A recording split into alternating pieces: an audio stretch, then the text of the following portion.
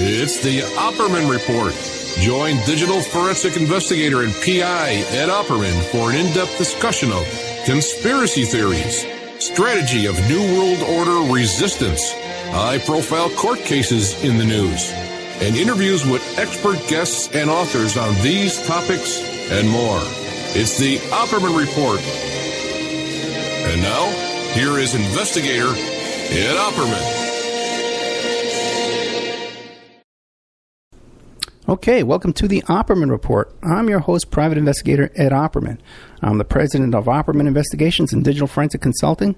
You can find a link to my work at emailrevealer.com. You can also get an autographed copy of my book there, How to Become a Successful Private Investigator, all kinds of asset searches and locates and adoption investigations. Emailrevealer.com. This show is brought to you by getthetea.com.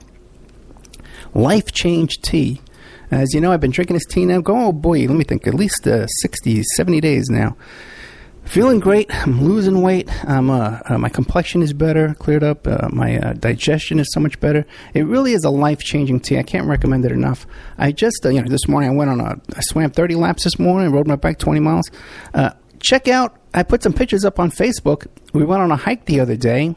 And I was, Victoria was taking some pictures of me hiking, and I flexed my muscles. I did one of those bicep muscle flexing, and people actually think that I photoshopped that picture. Okay, so check that out, and you see what this tea will do for you, man. Put some, just like when they kick the sand on your face back in those magazines, this tea will cure that for you. GetTheTea.com, Life Change Tea. Okay, very excited about today's show. We have John MacLeod. He's the author of the book Behind the Wall of Illusion. And it's about the Beatles and about their religious involvement, their occult involvement, and all kinds of stuff we've always been fascinated about here at the Opperman Report. So we're really happy to get John MacLeod. He has a history of writing books about music, and a couple, Phil Spector, Sound of the 60s. I'm a big Phil Spector fan, you know that. And the other one is Leaders of the Pack, girl groups of the 1960s, and their influence on popular culture in Britain and America. Good old Ronnie Spector, man. I tell you, I can't listen to Ronnie Spector without singing along. So we got John MacLeod. Mr. MacLeod, are you there? Yeah, I'm here, Ed. Thank you so much. Tell the audience who you are. Who is John MacLeod? John MacLeod is, he comes from Ireland, Dublin originally, but now in the last 10 years I've been living in the west of Ireland, County Limerick, which is, I suppose, very, very old country type of place. And I am a musician and a writer, and written 3 books now on popular music and culture, and I also I lecture in the university here and in the what they call the further education college in music, film, and media, that kind of thing. So that's my background. So when you describe it as the old country, is this like farm country? Yeah, it's quite rural, not so developed as what you might consider Limerick is a city. It's the 3rd city in Ireland, but it's just really a small street with a couple of shops, and then a lot of countryside. A really big river goes through it called the Shannon, which is the biggest river in the British Isles. We get a lot of rain here, a lot more than they get on the Dublin side. We're closer to you guys in America, and it's wet, but it's nice being in the country, you know. Yeah, I have a grandmother from Ireland. Yeah, my grandmother grew up on a farm in Ireland. Now the website to get this book is called LimerickWritersCenter.com, and the Limerick Writers Centre, which actually was originally kind of funded by a guy called Frank McCourt, who is quite well known author. Very big in America. He wrote a book called Angela's Ashes. Oh, sure, okay. Yeah. So the Limerick Writers Centre has a kind of a bit of a history in trying to promote, I guess, culture here, and particularly, the written word here in Limerick. So that's why I kind of I was kind of interested to see what would happen if I kind of went with a local kind of collective like the Limerick Writers Centre. If I brought this book to them, I was curious to see how that would work out from the point of view of sales, promotion, and that just working with a collective rather than a big publishing company, which is what the other two books were with.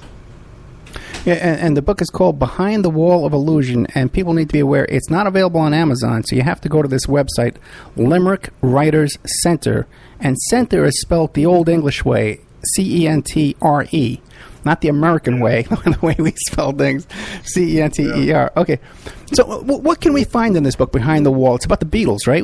And they're religious and occult. Yeah, so what did you come up with? What did I come up with? Yeah. Well, I suppose one interest of mine for a long time has been with philosophy, which my degree was in English and philosophy, actually. And when I left university, I kind of came across kind of a philosophical view of a guy called Rudolf Steiner, which people in America might know him through the Waldorf education or Steiner schools, things like that. He's kind of mostly known for that, but his interests span across every conceivable topic, from farming to beekeeping to drama to music to religion to etc., etc. So he became kind of a big influence on me, and I suppose it's really a way of kind of seeing and living in the world, and a movement called anthroposophy, which means the wisdom of man. So kind of looking at ourselves, looking at how the human being is, how it works in the world, and that is a kind of a blueprint for how things, in a sense, should work in the world. So that's how society should organise themselves, etc. So this became a kind of big interest to me, as the Beatles were since when I was a kid. So they kind of opened up a door to me in relation to music, and that kind of led into what John Lennon was reading, or what other groups at the time that I got to know through the Beatles were what was influencing that culture. So that kind of led me on a road into literature and philosophy, and so it's kind of bringing all that, I suppose, that whole background of mine together. That's what this book it does. And I guess the 60s were a huge time when there was tremendous changes culturally, and I think from the perspective of Rudolf Steiner or anthroposophy, they would kind of see, well, what were the things behind these cultural changes? What, in a sense, spiritual forces were activated through those cultural changes? And of course, the big one to start it off was World War II, because that in itself is a spiritual act that's manifesting itself on the planet, and so it changes the whole nature and the whole fabric of society afterwards. And I've always been kind of interested then in looking at where my own culture, my own growing up in the 80s, that period, obviously what came from that, and where did that come from, which I guess the 60s, 70s, 80s leads into that. So trying to get an understanding more of the time I'm living in and the culture I'm living in, and from those perspectives really influenced me, the Rudolf Steiner one and the Beatles and things like that. So I think the 60s was very much a time of change, and very much once the war had ended and all the things that started to change, it kind of flowered from my perspective in the 60s. And so a huge cultural revival, I think, like a kind of a mini renaissance. And so with that, obviously, of course, comes kind of you have a new way of thinking, a new kind of religion in a sense. And I think one of the main aspects of that new culture was this kind of youth culture, which brought with them, I think, rock and roll and cinema and all these kind of popular things that we take for granted now, in a way, were suddenly exploded, with Elvis, and then I think found their their kind of biggest expression in the 60s. But that was kind of a religion, I think, to young people. It was something that they found more, that could express their way of life. It meant more to them. They were kind of closer to it. They could participate in it. They could trust it more so than maybe the more established religions, particularly in America and Britain and that at the time. You know, I think they'd kind of lost faith in those institutions. So rock and roll kind of came to replace it. So from that perspective, the book starts with the Beatles growing up in Liverpool, embracing this kind of new religion of rock and roll and popular culture. So that was the first thing I felt. Sean, before we get too far ahead, you described World War II as a spiritual act. Can you elaborate on that? Well, I think, you know, it's like if somebody goes through a crisis in their lives, you know, it's something that we can see as something at the time is very dark, isn't it? You know, you have a personal crisis, maybe you lose somebody close to you, or you're just in a very difficult situation, and it can really just happen. I think one minute everything's fine, and the next thing, you know, your whole world can be turned upside down. And I guess these are kind of doors opening, or something is being there's a change, there's a shift going on, and sometimes I guess we don't make it through those crises, but more often than not we do. And when we come out the other side, we're kind of glad they're over. But I think when we look back on them, we realise how much we've grown through them.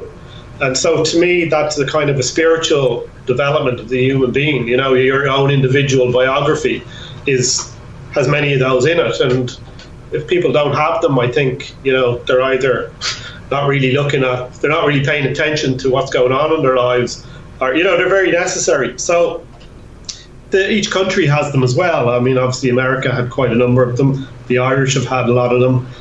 Every country has them. And so the world, I think, has had them on you know, globally, a collective, you know, experience. And World War I and World War II were definitely crises that the whole world was facing, and out of which something changed. And I think what changed there was, I think what changed mostly was this sense of freedom. You know, freedom was one of the things that developed out of that. Freedom of expression, personal freedom, freedom that was fought for through those wars. Freedom, for example, we had in Europe, freedom to travel came out of that. You know, we can travel anywhere in Europe now. The nation states began to kind of loosen, and Europe became a big state, like in a way America is. But before that, you couldn't cross borders. That didn't happen until the 70s. But that grew out of certain treaties and pacts that came out of World War II. So it led to a lot of things, you know, that were a revival, not a revival isn't the right word, but a kind of a resurrection of things in a sense. You know, something new happened, and I think one thing that really happened was youth. The youth suddenly became, you know, we suddenly had a youth. You know, we suddenly had. You didn't go from being a kid to being an adult at the age of 18. We now have this period of finding ourselves, in a sense, you know, and of like giving ourselves time to think about things. And, you know, we don't go, we're not like, you know, we have that space, and that is something I think the youth suddenly had a voice, I think, as well, you know. But at the same time, there's a negative side to that, I think, where it kind of gets a little bit manipulated, and that's something I think that I look at in that book as well, that aspect of things. Now, okay, I guess you could describe the World War II era as like a trauma. There was an international trauma to the earth, and everyone was like in shock over it, you know. And then after trauma, you know, we're often open to new ideas, or even open to mind control. We're open to manipulation. So do you believe that this new... like you said, this new renaissance, this new counterculture, this new thing, you know, that we're having trouble describing, but this new thing, this thing in the air that was there with this youth, counterculture and all this, do you think that was organic or constructed by some kind of overseeing manipulation? Well, I mean, yeah, I guess this is my opinion. So it's just my own opinion on it is that. Well, first of all, sorry.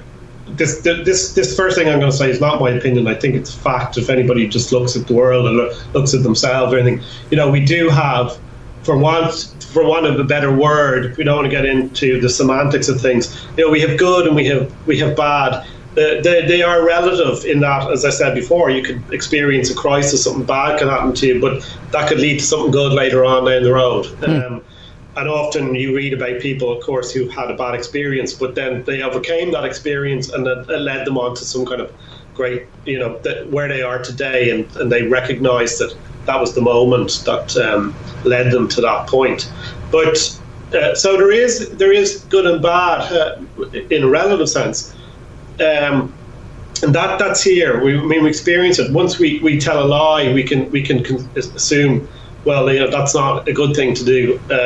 We can lie to ourselves, we can lie to other people. So we can experience that in ourselves. We do that ourselves, and we don't need to look any further to recognise there is that duality in a sense of good and bad.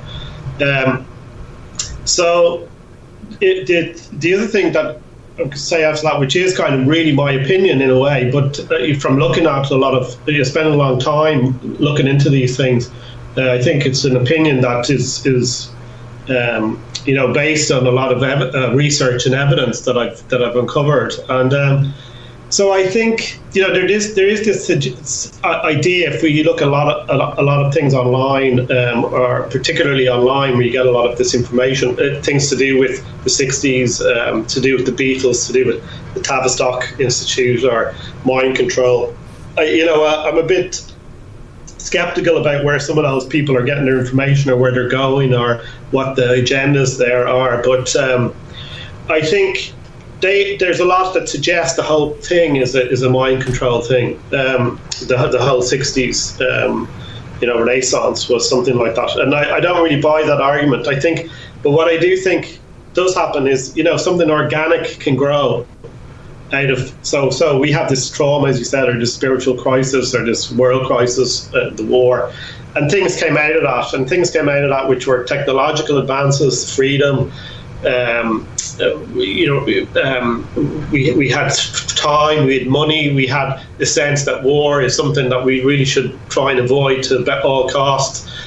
So we have all of those things, and so, like, technology can be great, but then if it becomes like used in the wrong way, or if we create, for example, a consumer culture just to keep that going, and then that's manipulated by certain groups of people who want to make a lot of money, or they realize certain things have an influence on the culture, or they use advertising to penetrate your unconscious, and they things are, they have this power over us, which bypasses their own free will in a sense. So these are kind of negative aspects of that. But something organic grew out of World War II, and that is the fact that technology came, freedom came, these things came.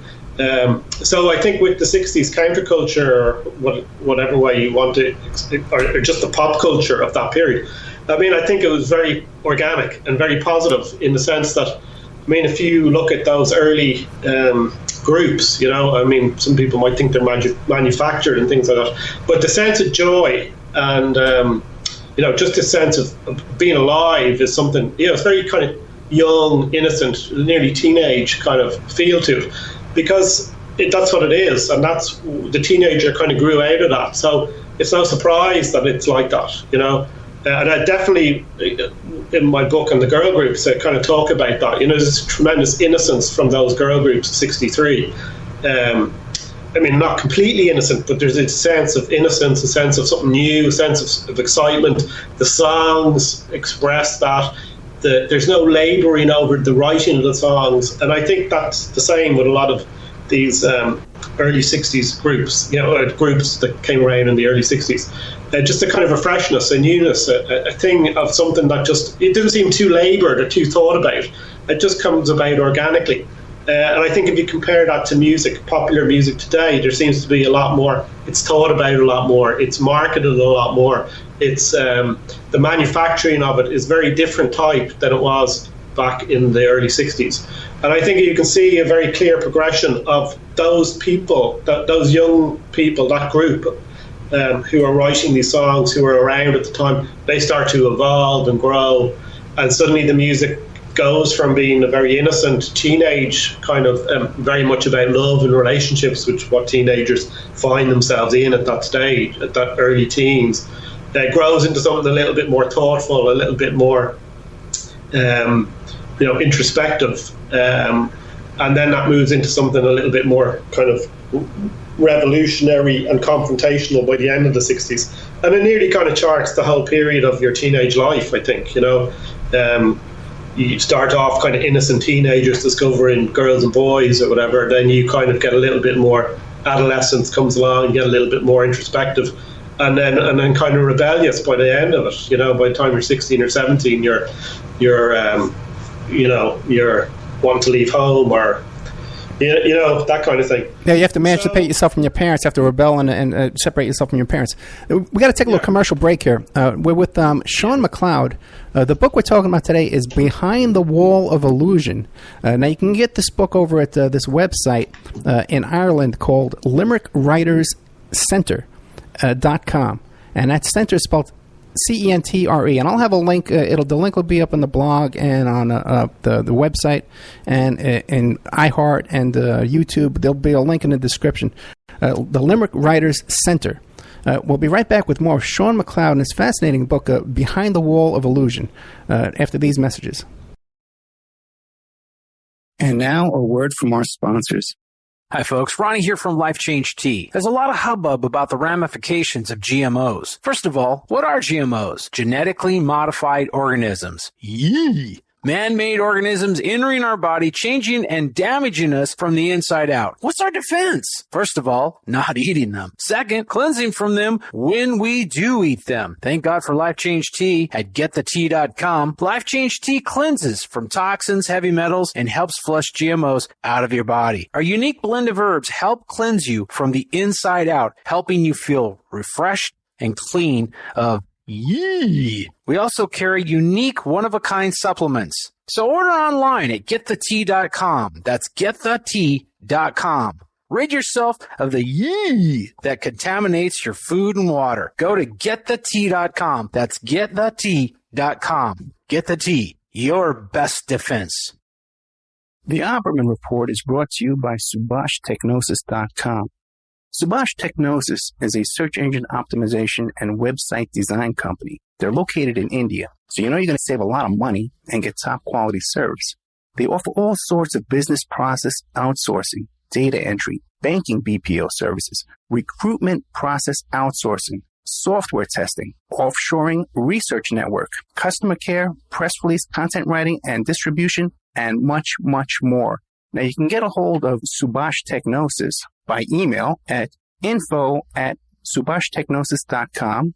Their website is www.subhashtechnosis.com, and their Skype is ANUSHASUBASH. WPR Rebuttal, covering the sides of the story missed by Wisconsin Public Radio, bringing narratives the UW System Board of Regents won't allow, shedding light on perspectives the owners of WPR don't want you to hear. Every Thursday at 12:30 Central Time, WPR Rebuttal is your destination for grassroots journalism in Sauk County and beyond. Our host, Senator JPO, provides insightful analysis into stories that are only superficially covered by mainstream press. A recent inventory of topics includes college graduate underemployment, yellow journalism in the media, and favoritism in the public sector hiring process. Get your WPR Rebuttal fix Thursdays at 12:30 Central Time. Remember, all these shows on Awake are brought to you by emailrevealer.com. You can go to emailrevealer.com and get a copy of my book, How to Become a Successful Private Investigator. You also do all the kind of different services for you. online dating service investigations called an online infidelity investigation. And that's where you give us your husband or your boyfriend, your girlfriend's email address, and we trace it back to their online dating websites, and we return a list of all the dating sites that email is registered to. We can expand on that investigation and trace it back to porn sites, escort service sites, swinger sites, gambling websites, and even prescription drug websites, and all kinds of digital forensics, computer and cell phone digital forensics, where we can recover deleted content from an email or a hard drive and produce a report for you that you can use in court. That's emailrevealer.com, or you can contact me at oppermaninvestigations@gmail.com. We all have questions. Did he do it or did he not? We all have opinions, but do we really know the truth? New evidence will now be presented and the ultimate answers will be revealed in the explosive documentary, Serpents Rising. Inspired by the bestseller Double Cross for Blood, an independent investigation of the trial of the century, the lies, the myths, and the concealed evidence. Don't miss Serpents Rising. This excellent documentary film is available at Serpents Rising at Vimeo Videos on demand. Watch it for $1.99. Welcome back to the Opperman Report. I'm your host, private investigator Ed Opperman. We're here today with John MacLeod. He's the author of the book Behind the Wall of Illusion, and you can find that book at the LimerickWritersCenter.com. Sean, right before we went to the break, you were saying about how, and I hate to back up too much, but you were saying about how this idea that, because you hear these people talk about how the Beatles were created at Tavistock, right? And I've heard this so many times, and I've tried to look it up, and I had people come on the show and talk about Tavistock, but exactly, now you don't subscribe to that, do you? No, so I guess not to the extent that a number of people do. I guess just to finish off what I was saying before is that certain things come about which are spiritual forces. You know, they're quite positive, very very very active, very they're powerful, but they're positive spiritual forces. But of course, that always has its shadow side. And you might consider the shadow side. I mean, you might consider it to be, by the mid '60s, you suddenly had a very, you had marijuana and you had LSD and things, which changed the nature of the music. It changed the nature of the personalities of those people making the music, and it changed the nature of the culture as well, particularly in the Western world, America, Britain, and those places. But that shadow side is very important as well, the shadow side is something we need. It's part of who we are as human beings, because that shadow side allows us to look inward. It allows us to ask questions and then to challenge the things that we thought before. So that's what happened with marijuana and LSD. It became, we looked inwards. But also it caused an awful lot of destruction as well. It kind of devastated a lot of the musicians, devastated from what I could see a lot of the culture. Young people were kind of got lost through the use of that. But also it created some great art, and it also created something that allowed us to kind of expand our consciousness and become aware of things beyond just the materialistic, mundane, everyday, consumeristic society which America and Europe to a large extent were becoming. So it's the shadow side is necessary. There's as the German philosopher Hegel would see it as, with that there's a growth and a third thing comes out of that, something grows out of that.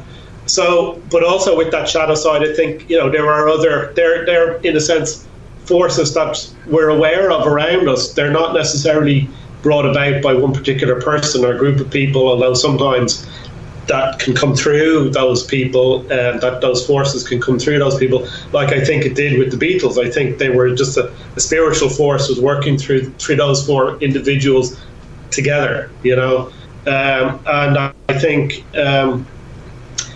they became more and more conscious of those forces working through them, and you can see how they, by the end of their career, are trying to nearly kind of work with those forces. I mean, they're aware of them. They constantly talk about these things that, the songs come from some other place, or there's this kind of religious, esoteric aspect to their interviews after about 66, 67, which LSD brings, and their trip to India also brings that. But in regards to Tavistock and things like that, I think there are, just as the Beatles and the groups around that time in the mid-60s, late 60s, started to become more conscious of who they were, of what was happening, of how they were changing things, of where their music was coming from, and started to work with it on a more conscious level. I think there are groups of people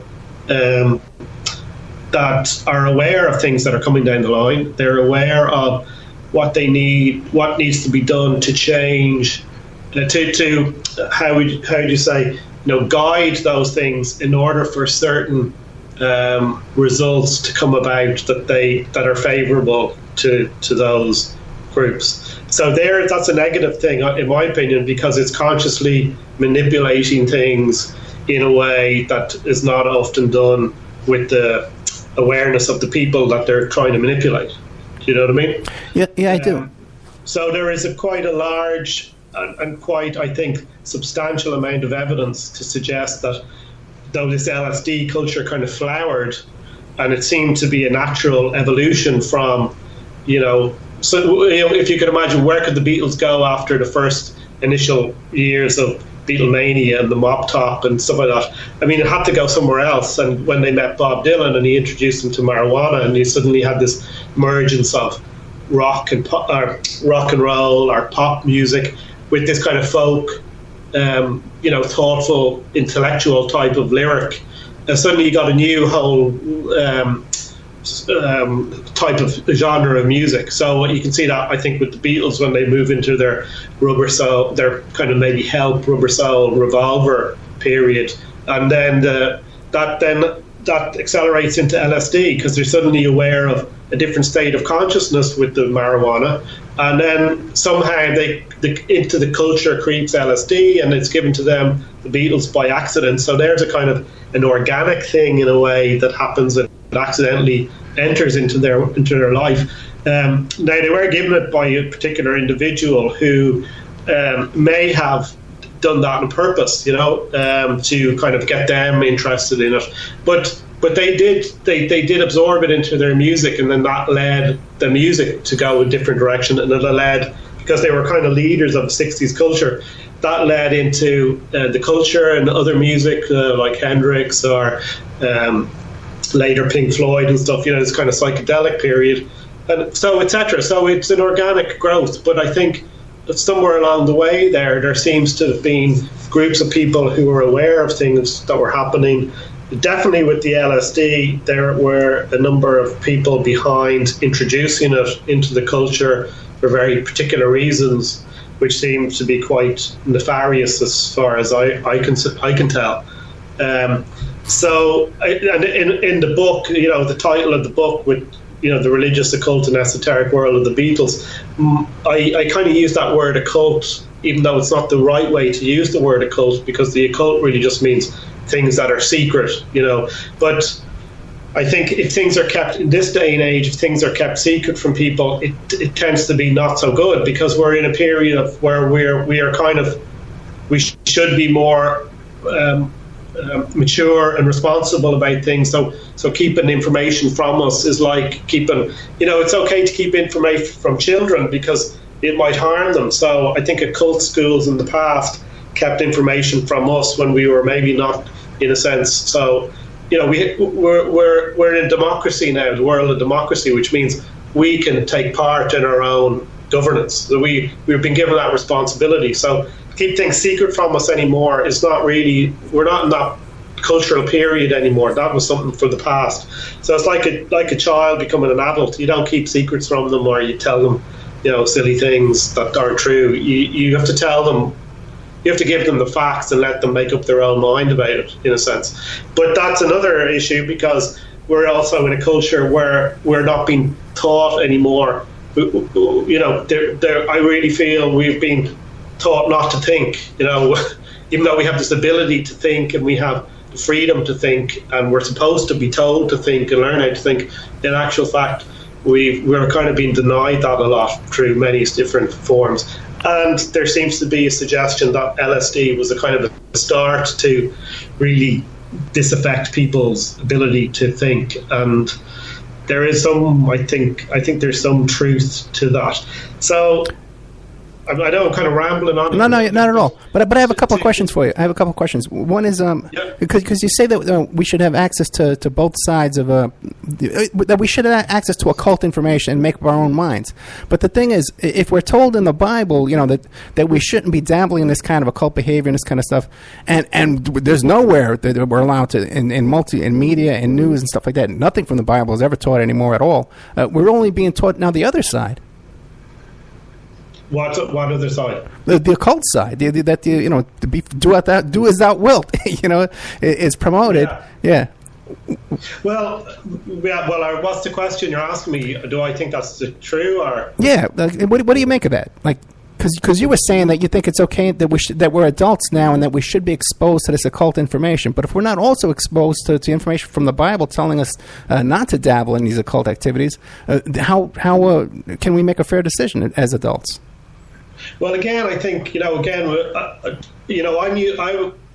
me, the word occult means that again, we're supposed to in this idea. For me, the word occult means secret. It's secret knowledge. Right. It doesn't mean anything dark or black. It's kind of become to mean that, and I do use that word occult in those terms in that book, and I use the word esoteric to be more something. Some of the spiritual phenomena or something that is behind the world that we live in, and that could be, we look at a plant and we see a plant and it looks a certain way, but the esoteric spiritual knowledge behind that plant really requires you to study it and look at it really, spend a lot of time, like the German poet Goethe would have done, and to really feel that in your, you nearly become one with the thing, so you could really understand it. But so this idea of dark of occultism in a dark level, in what we might call left-hand path kind of black magicians, if we want to use that term, if we want to use occult in that term, that's true what you're saying. I think we're only being told certain things, and it's actually from, I think, left-hand black occultists that are working in the media, are working throughout, many areas. And so an advertisement on TV, it's that simple. An advertisement on TV that kind of brainwashes you into buying something because it's bypassing your free will in a way. That is a certain kind of black magic, I would think.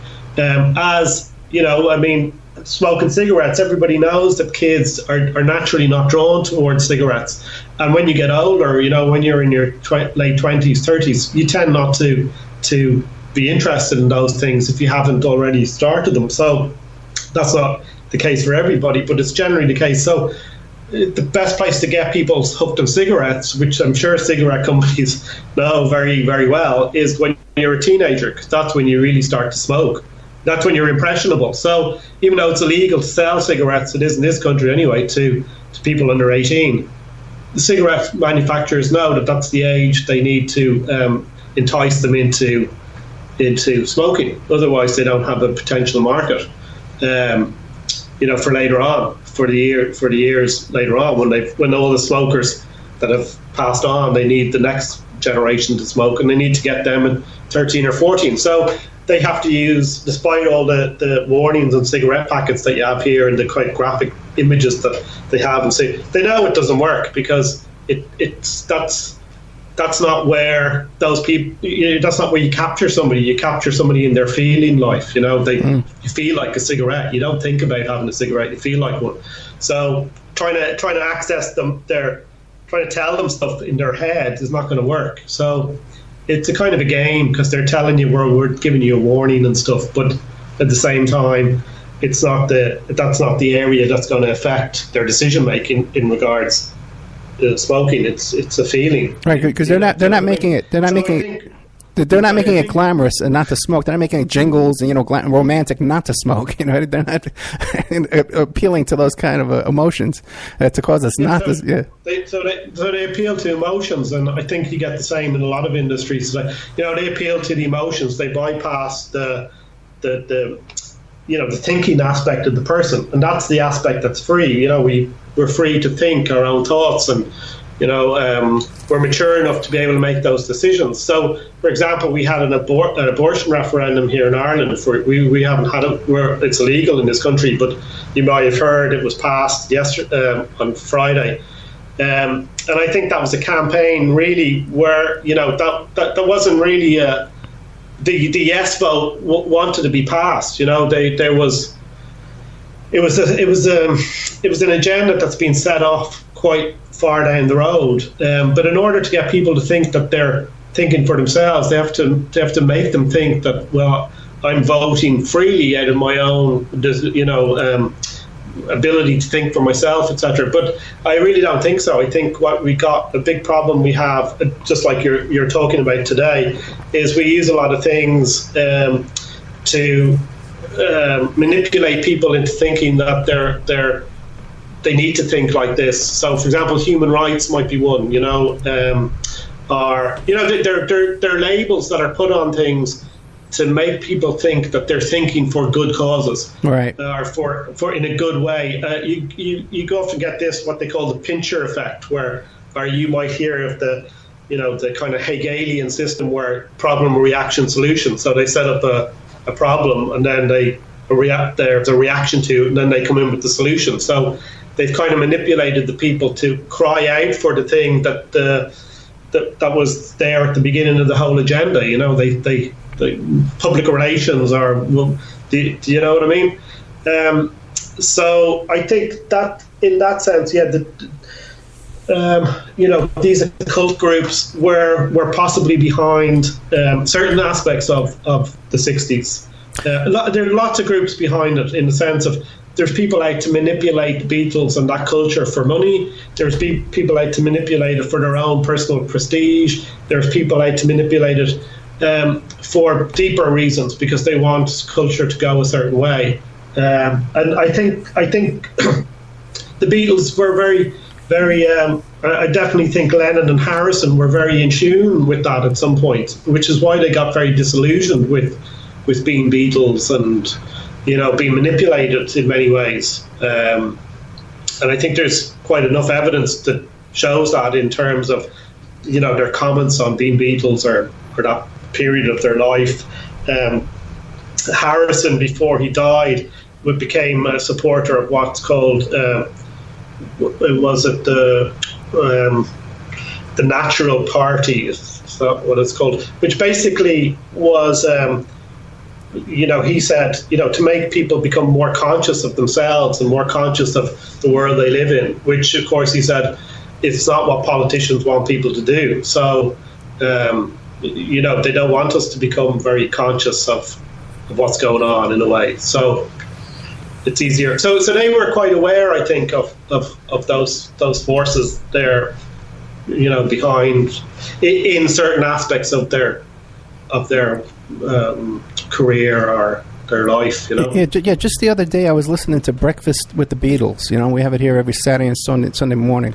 Many stations play different versions of it. Breakfast with the Beatles, and they were playing these clips, and it was right after they had broken up, and they were asking John, would they get back together? And he says, well, now we didn't have any control back then. And now that we've gotten away from that and we have more control, maybe we'll get back together. So he described this, they're not having any control back then. Now, certain things, and you talk about this like almost like a spiritual driven force propelling the Beatles. But early on, even in the album Help, they're standing there with their body positions. Aren't those Crowley type language? Like Crowley would teach that, to stand in those kind of positions? Yeah, I've come across a number of things. I do mention that in the book. And there is the semaphores. Yeah, so they're also, they seem to look very like certain gestures that are used in, or at least Aleister Crowley shows pictures of it in some of his books.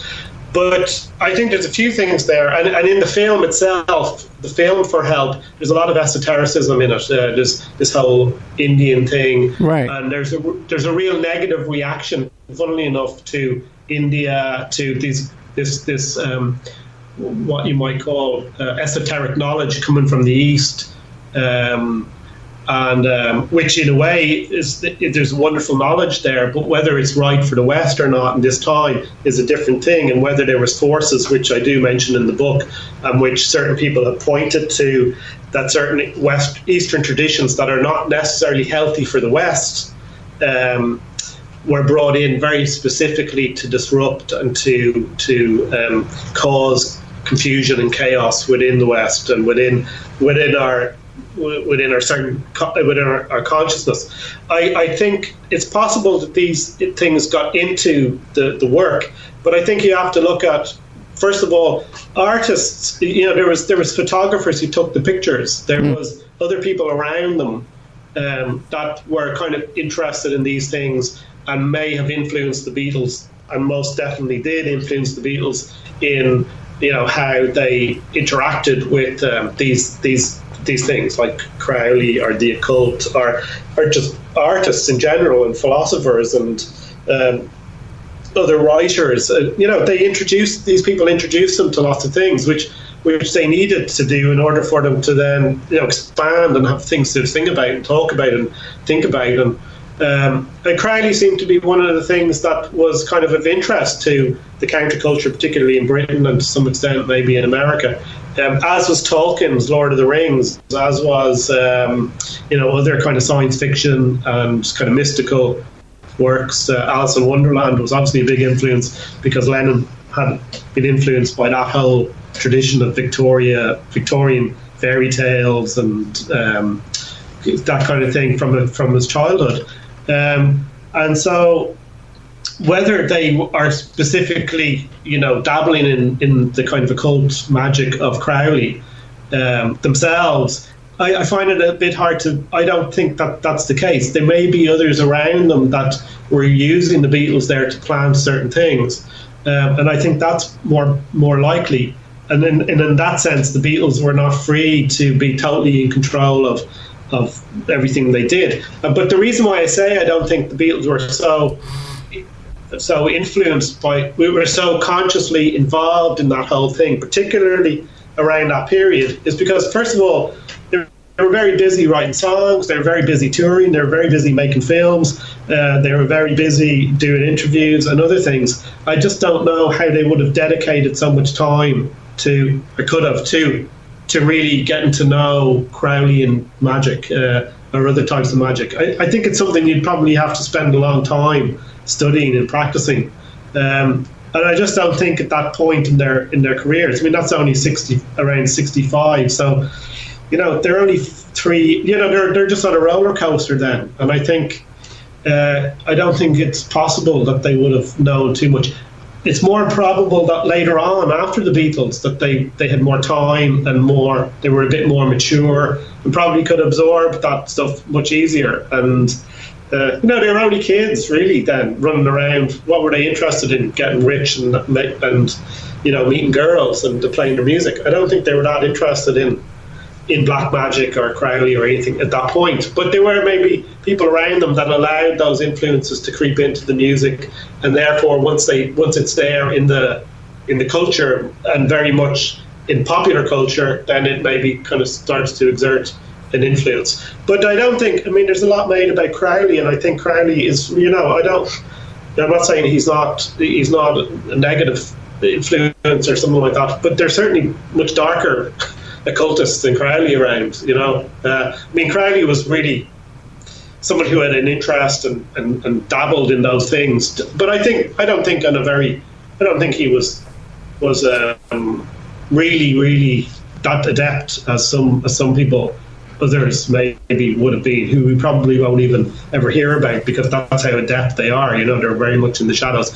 And I think Crowley very much was, he was seemingly a secret agent for the British. So he was someone who was, involved in lots of things and interested in lots of things, and certainly did have an influence on popular culture. But I think there's a lot more made out of it than there actually was. And his appearance on the Sgt. Pepper's cover, I think, is, again, from what I've come across, there's some debate over who put it on the cover, but it's more likely it seemed to be a choice of Lennon's, who did it probably to just annoy people, more than anything. I mean, Lennon is definitely a very clever fella, and he's very artistic, but he's very much in his head, I think. It's ideas that he likes to know about and play with. For him to spend time trying to figure out how to cast spells or do things like that, I just don't think he had that temperament and that discipline to do that. Do you know what I mean? Well, yeah, I know what you mean. I had May Pang on the show, and she described Yoko. She was hesitant to get into it. But she described Yoko. You heard that show, Ed, yeah? Oh, you did, yeah. So she described Yoko as being a witch. Did you listen to my shows with AJ Weberman too? Because I've known him since I was 17 years old, and he used to hang out with John and Yoko in the Dakota. I could have. You hear so many shows, but I know the May Pang one very well because I was quite interested in it when I was researching stuff on the book. But there's questions over. I've come across a number of people from their early career, people they met in Germany, up to people that they knew after their life, after the Beatles split, all who seem to have been connected somewhat with witchcraft, black magic, right, things like this. But again, I think it's there's people are. Marianne Faithfull, who was obviously around in the '60s, girlfriend of Mick Jagger, and also had a bit of a pop career. Herself and Brian Jones's girlfriend, Anita Pallenberg. They were like, at least on some superficial level, interested in those things, that area, occultism or witchcraft or something. But that was the kind of spirit, as Marianne Faithfull said, that was the spirit of the 60s. You were interested in those things. You were kind of expanding your mind, we were looking beyond. Well, and let's not forget, the church on every level it's an occult brotherhood as well. And I don't mean that as in Jesus Christ or Christ, who's very important for me, particularly in my own life. There's a lot of stuff, and anybody who spends any time reading the Bible can realise that it's layer upon layer upon layer upon layer of trying to get to, it is so rich and deep with meaning that I'm sure, and then people have different interpretations of things, and some people don't like it. It's the big problem with Catholics and Protestants here in this country. They don't like each other's interpretations of things, and one person thinks the other is the devil, and so but they're both drawn from the same source. That is an occult text in the sense of it's an esoteric text. It's full of knowledge beyond what I think. It's the creation of the whole universe is in it. Yeah, I believe that the Bible's like it's living and breathing. It's filled with the Holy Spirit, and you could read the same thing 2 days later, and it'll affect you in a different way. You'll learn something new. This might be a good time. Yeah, go ahead. Yeah, it's a living. As Jesus says, you came to me, I would have given you living water. It's living. Right. It's constantly alive, and therefore, I wouldn't like to say we have to adapt it to the times we're living in, but if it becomes the word, when the word gets written down, Johnny Rotten said in one of his songs, the written word is a lie, because once it becomes written and it becomes stuck, then it in a sense it becomes a lie, because if it doesn't change, we don't change with it as a living thing. The word, Christ is the word, and the word is something I speak. But once I write it down, then it can become a dogma. And then it can become, and I think sometimes when it becomes a dogma, sometimes and in some senses, we might see that gets into the hands of people who can then use that for their own means. We have to really be awake to that. And I think when you waken up, and I think it's an interesting thing about the Beatles, is that I think once they started to wake up to what was going on, then they started to disintegrate, because they were very much aware, I think, of, as you said, they had no control. What they were being used by people, they were becoming kind of unhappy in the situation. It was becoming claustrophobic for them. So once you wake up to the situation, And then when you wake up, you realize, which I think again the Beatles did, once they had, fame, which they wanted, and Beatlemania, which was great when it came, because it just brought so much joy and excitement and newness to a bunch of kids, who had grown up, or had grown up in the aftermath of a war, and but at the same time, it brought a mania, and it brought people became out of control, and people started to look to people like Lennon and that as some kind of saviors, which at the end of the day, they're very talented, very interesting, and possibly are conduits for something higher, but they're not the Messiah, So this is a negative aspect to Beatlemania, and but I think once they realised that fame wasn't exactly what they wanted, once they realised that they had all the money that they could, and they suddenly were making money for lots of people, including themselves to some extent. They started to realise people want them to make money out of them.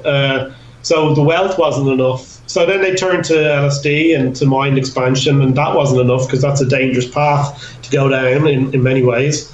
And then they got into spiritualism and Eastern religion, and I think that awoke in them. And I think again a crisis point in Lennon's life, when his life was threatened by that remark he made, they were bigger than Jesus. Right. I think that brought a greater awareness to this whole idea of Christ and love, and do you know what I mean? So yeah. They started to wake up, and I think the culture started to wake up as well. And I think possibly these dark occult forces maybe wanted them to wake up too soon. Maybe wanted them to kind of wake up in such a sense that it was just overwhelming for them. Maybe they on another level. It sounds a bit contradictory. Maybe they didn't want them to wake up. They wanted to kind of destroy them. The culture, because I think it's a very rich culture, and a very, very, once you start talking about love in any real sense, which I think the 60s tried to do, it tried to. It didn't succeed, but it tried to. And then you're really shaking the tree of people who don't want a world full of love. It's much more profitable to have wars going on everywhere. Right. It's a good time to take a break. We're with Sean MacLeod, Behind the Wall of Illusion, and you can get this book. It's not on Amazon, so you got to go. I'm going to have a link on the Opera Report bookstore, but you got to go to the Limerick Writers Center.com. The Limerick Writers Center.com. And it's not even it's Limerick Writers Center.com. And we'll be right back with more of Sean MacLeod and his book Behind the Wall of Illusion right after. And now a word from our sponsors. WPR Rebuttal, covering the sides of the story missed by Wisconsin Public Radio, bringing you narratives the UW System Board of Regents won't allow, shedding light on perspectives the owners of WPR don't want you to hear. Every Thursday at 12:30 Central Time, WPR Rebuttal is your destination for grassroots journalism in Sauk County and beyond. Our host, Senator JPO, provides insightful analysis into stories that are only superficially covered by mainstream press. A recent inventory of topics includes college graduate underemployment, yellow journalism in the media, and favoritism in the public sector hiring process. Get your WPR Rebuttal fix Thursdays at 12:30 Central Time. The Opperman Report is brought to you by SubhashTechnosis.com. Subash Technosis is a search engine optimization and website design company located in India. So you're going to save a lot of money and get top quality service to boot. They offer all kinds of services, business process outsourcing, data entry, banking BPO services, recruitment process outsourcing, software testing, offshore research networking, customer care, press release content writing and distribution, and much, much more. They offer website development, e-commerce solutions, mobile responsive designs. Now, I've personally worked with Subhash for over 10 years. This is the man that puts out my press releases. They've done work on my websites, so I can personally recommend SubhashTechnosis.com. You can find a link to Sabotage Technosis at OppermanReport.com and also awakeradio.us. People are waking up. They're standing up to those pushing pesticides and GMOs as safe alternatives for a starving world. What a bunch of crap! I tell you, I'd rather eat dirt. So I drink Life Change Tea. It's an herbal drink, cleansing my body of toxic sludge and nasty chemicals, and of course, ridding the intruders that are hidden in my so-called food. And by the way, Life Change Tea is non-GMO and organic. No fillers, no yuck. Just a great defense against you-know-what. May the supplement force awaken you. Don't fall to the dark side. Sorry. I went to the movies last night. Anyway, enough said. How do you get that herbal drink and change your life? GetTheTea.com. That's GetTheTea.com. You will awaken. You will get stronger, and you might even lose a bit of weight. So awaken to Life Change Tea and the many one-of-a-kind supplements at GetTheTea.com. That's GetTheTea.com. May the supplement force be with you. We all have questions. Did he do it or did he not? We all have opinions, but do we really know the truth? New evidence will now be presented and the ultimate answers will be revealed in the explosive documentary, Serpents Rising. Inspired by the bestseller Double Cross for Blood, an independent investigation of the trial of the century, the lies, the myths, and the concealed evidence. Don't miss Serpents Rising. This excellent documentary film is available at Serpents Rising at Vimeo Videos on demand. Watch it for $1.99. You can have your ad played here at OppermanReport.com every Friday night, 5 p.m., and Saturday night, 5 p.m. to 7 p.m. Pacific Standard Time. And on Friday nights, too, we do a live portion for 1 hour that I just do a live monologue. The ads are very, very inexpensive, and they're also played in the Opperman Report member section. In the member section, you can find all kinds of exclusive content that you won't find anywhere else. It's as cheap as $6 a month, $20 a quarter, or $75 for a year. If you contact me directly at oppermanreport@gmail.com, I'll set you up with a little special deal there where you get a discount if you PayPal me directly, and you even get a copy of my book. I want to thank William Ramsey, who helps us produce the show and book guests. You can find William Ramsey, who's an excellent author, at William Ramsey Investigates on YouTube.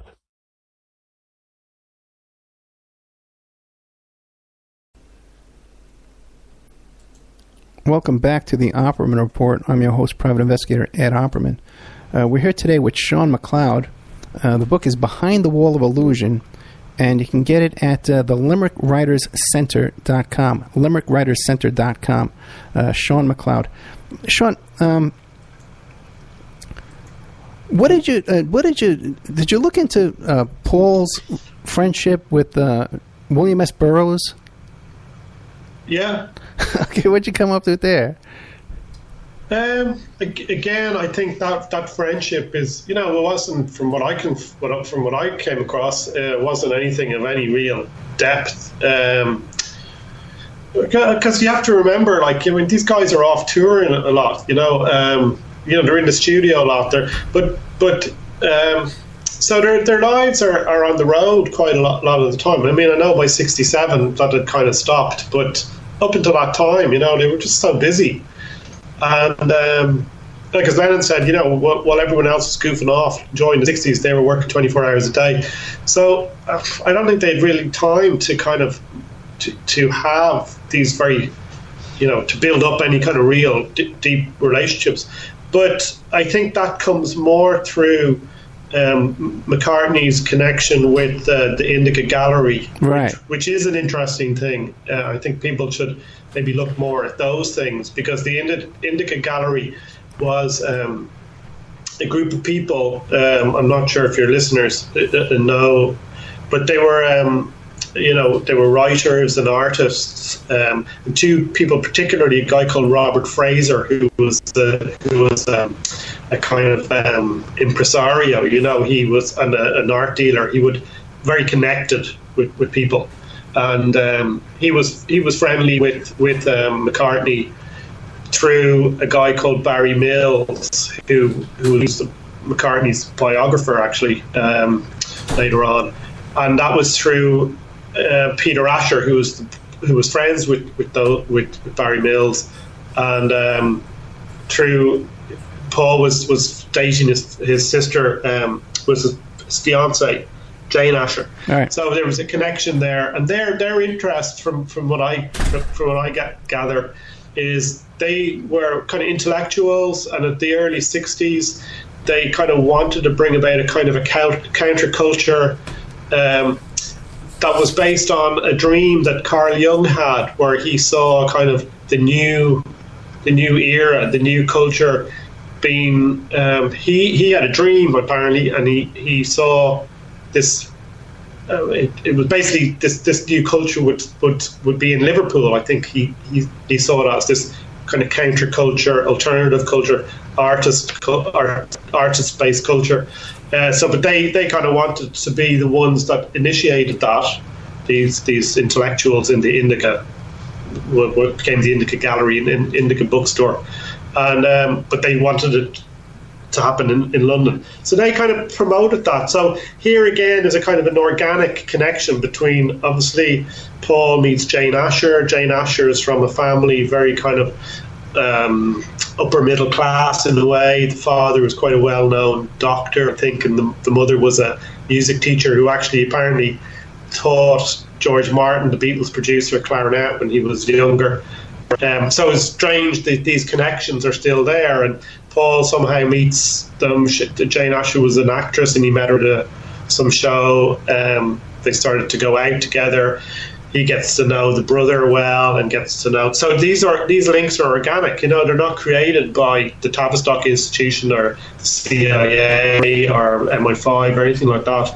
They grow organically, but it just so happens that this person that these people he gets to know have this interest in a kind of creating a type of a counterculture. They obviously see the Beatles with they're making an impact globally, so they're kind of excited that they can influence them.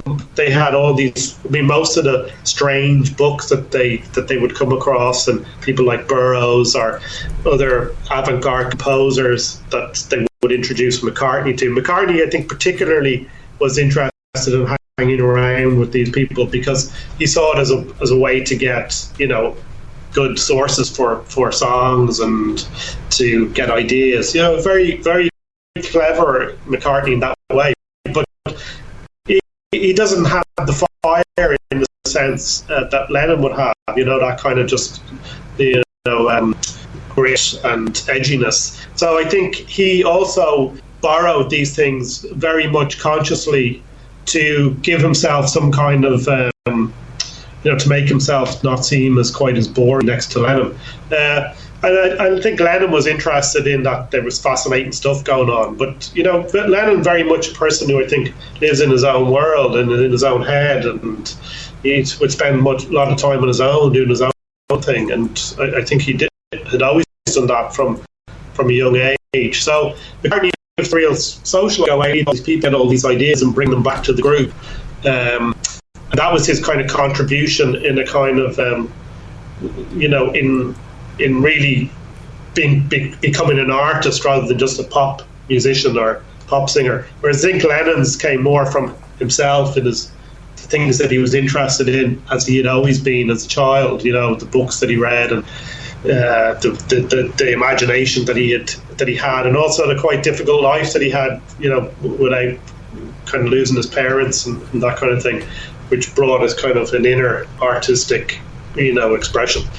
So I think McCartney's association with Burroughs is really only it's connected to those people, but I don't think it went any deeper than maybe he met him a few times and they shared a kind of some they had chats about certain things, but I don't think it went any further than that.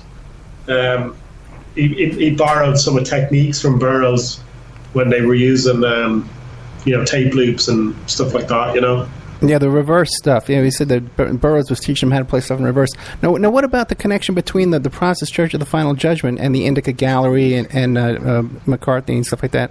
If there was this kind of an influence, like a thread of this influence, don't you think that they would be capable of pulling that off? So who is that? The Protestant Church of the Final Judgment? Can you just tell me what that is? I'm not sure of what that is. They were connected to the Indica Gallery and also to Burroughs. It's like a cult. It was a large satanic type cult run by de Grimson.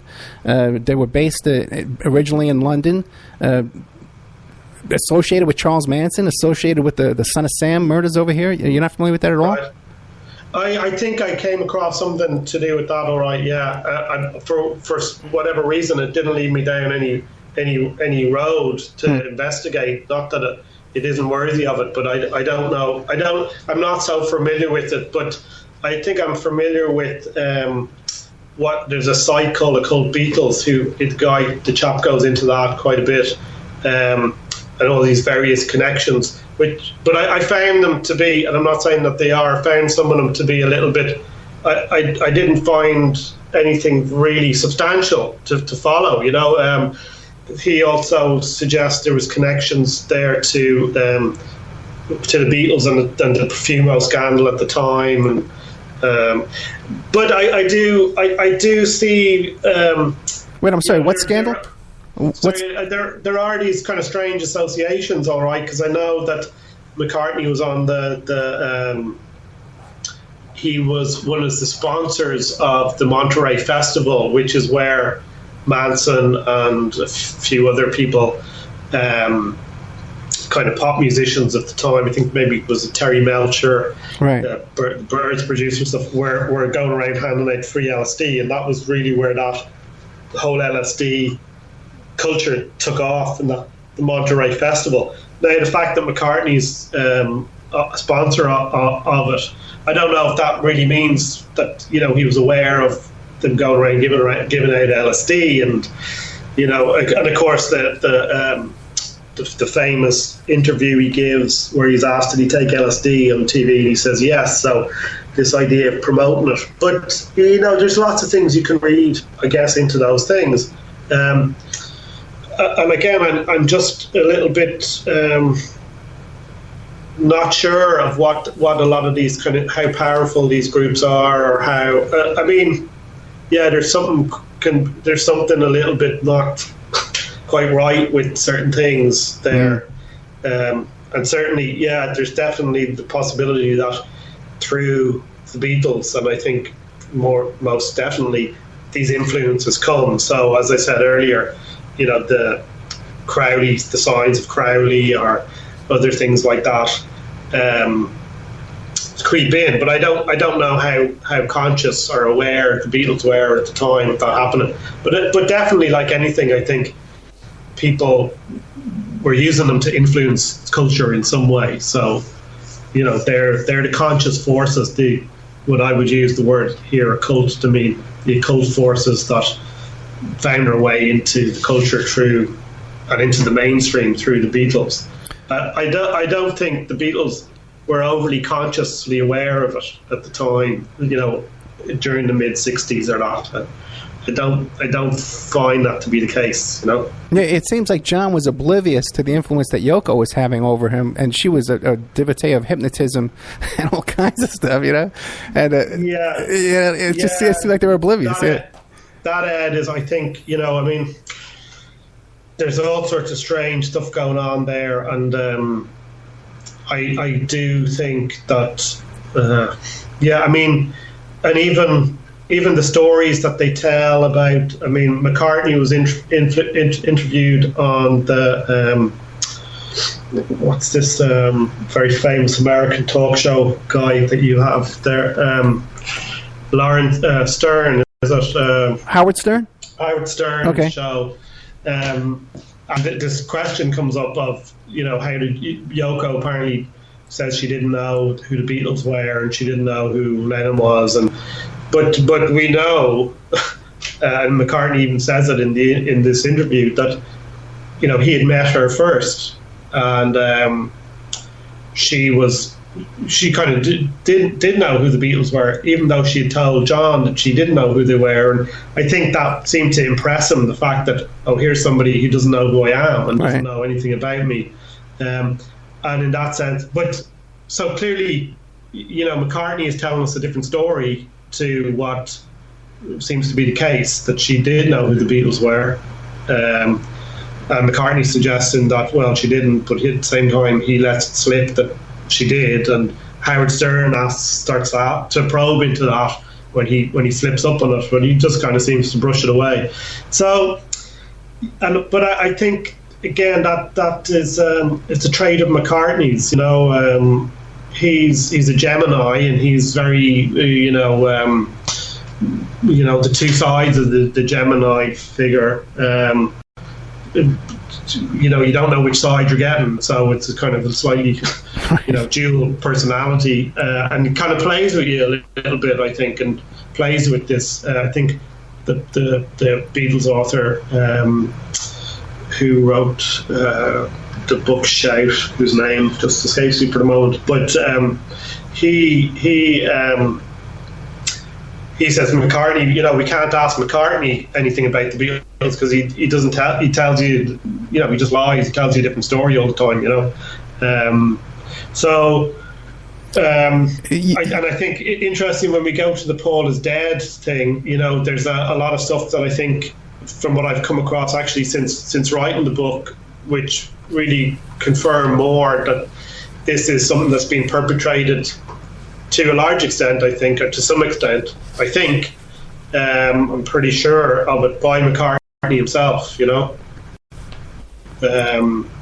So, because back to Yoko, because her background is fascinating to begin with, because she was, she's a descendant of Hirohito. She's a very wealthy family in Japan, very powerful family in Japan, and that she escaped from a mental institution, and she's an escaped mental patient. There's no other way to say it. She was institutionalized, and she escaped from this mental institution, and then there was this whole other bizarre scenario with her children from her first marriage, that her and John tried to kidnap these kids, and the father of those kids had to go into hiding with another cult, by the way. We went into hiding for many, many years, and is still under the radar, and doesn't come forward and expose himself to any publicity. One bizarre, fascinating, as you start peeling away the layers of the onion on this whole story, it's just... Yeah, I mean, it's kind of unsettling, and we're pretty sure from accounts of Lennon's assistant and personal assistant, is it Fred Seaman, who basically claims that the romance of Lennon, John and Yoko was not at all what it was, and suggests that they didn't really spend much time together, and most of the time it was Yoko doing business deals. And so again, we've been we've been sold some, again, PR thing, but which there's always things that we don't see either. So it's hard to you have to be careful not to jump too quickly to making up to have too many assumptions. But that's from what I can gather, that things on the surface, as it was presented to the public, were not what they were under the surface. I don't know if there's much more that I could say about that, particularly at this moment, because that's all I'm aware of. But there is some strange stuff without any doubt going on there between Yoko and the Beatles and Lennon. And it's compounded. In the 60s and beyond. The secrecy is compounded because she's bought up books, she's bought up rights to books, and she's actually had people arrested for trying to publish material that they're aware of, claiming it was stolen material from her. So this might be a good time to take a break, though. We're with Sean MacLeod. The book is called Behind the Wall of Illusion. He's got these other great books, too, about the wall. It takes the wall as like a theme. Leaders of the Pack Girl Groups. Well, you got to love this stuff, too, man. Leaders of the Pack Girl Groups of the 60s. What a great time of music. And Phil Spector, another fascinating character as well, is in prison right now for murder. Again, another guy. And again, a connection to John Lennon, too, because during his Lost Weekend, Phil Spector was producing there in L.A. when all kind of bizarre stuff was going on. We'll be right back with more from Sean MacLeod right after these messages. Go ahead.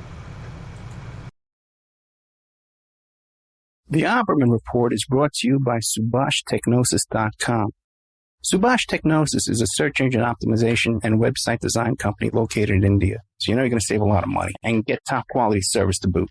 They offer all kinds of services, business process outsourcing, data entry, banking BPO services, recruitment process outsourcing, software testing, offshore research networking, customer care, press release content writing and distribution, and much, much more. They offer website development, e-commerce solutions, mobile responsive designs. Now, I've personally worked with Subhash for over 10 years. This is the man that puts out my press releases. They've done work on my websites, so I can personally recommend SubhashTechnosis.com. You can find the link to Subhash Technosis at OppermanReport.com and also awakeradio.us. We all have questions. Did he do it or did he not? We all have opinions, but do we really know the truth? New evidence will now be presented and the ultimate answers will be revealed in the explosive documentary, Serpents Rising. Inspired by the bestseller Double Cross for Blood, an independent investigation of the trial of the century, the lies, the myths, and the concealed evidence. Don't miss Serpents Rising. This excellent documentary film is available at Serpents Rising at Vimeo Videos on demand. Watch it for $1.99. Hi folks, Ronnie here from Life Change Tea. There's a lot of hubbub about the ramifications of GMOs. First of all, what are GMOs? Genetically modified organisms. Yee! Man-made organisms entering our body, changing and damaging us from the inside out. What's our defense? First of all, not eating them. Second, cleansing from them when we do eat them. Thank God for Life Change Tea at getthetea.com. Life Change Tea cleanses from toxins, heavy metals, and helps flush GMOs out of your body. Our unique blend of herbs help cleanse you from the inside out, helping you feel refreshed and clean of yee. We also carry unique one-of-a-kind supplements. So order online at getthetea.com. That's getthetea.com. Rid yourself of the yee that contaminates your food and water. Go to getthetea.com. That's getthetea.com. Get the tea, your best defense. You can have your ad played here at OppermanReport.com every Friday night, 5 p.m., and Saturday night, 5 p.m. to 7 p.m. Pacific Standard Time. And on Friday nights, too, we do a live portion for 1 hour that I just do a live monologue. The ads are very, very inexpensive, and they're also played in the Opperman Report member section. In the member section, you can find all kinds of exclusive content that you won't find anywhere else. It's as cheap as $6 a month, $20 a quarter, or $75 for a year. If you contact me directly at OppermanReport@gmail.com, I'll set you up with a little special deal there where you get a discount if you PayPal me directly, and you can get a copy of my book. I want to thank William Ramsey, who helps us produce the show and book guests. You can find William Ramsey, who's an excellent author, at William Ramsey Investigates on YouTube. WPR Rebuttal, covering the sides of the story missed by Wisconsin Public Radio, bringing narratives the UW System Board of Regents won't allow, shedding light on perspectives the owners of WPR don't want you to hear. Every Thursday at 12:30 Central Time, WPR Rebuttal is your destination for grassroots journalism in Sauk County and beyond. Our host, Senator JPO, provides insightful analysis into stories that are only superficially covered by mainstream press. A recent inventory of topics includes college graduate underemployment, yellow journalism in the media, and favoritism in the public sector hiring process. Get your WPR Rebuttal fix Thursdays at 12:30 Central Time.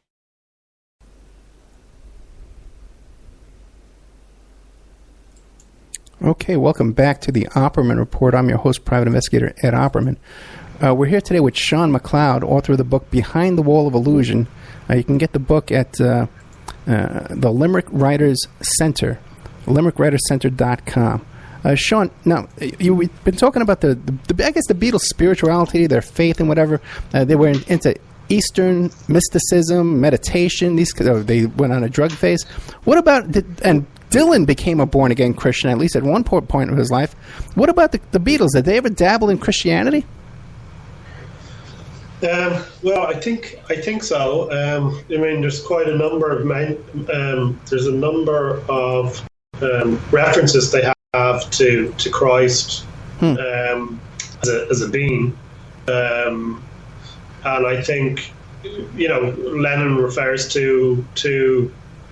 makes reference to, from early on, I think from Rubber Soul, he talks about the word, and love.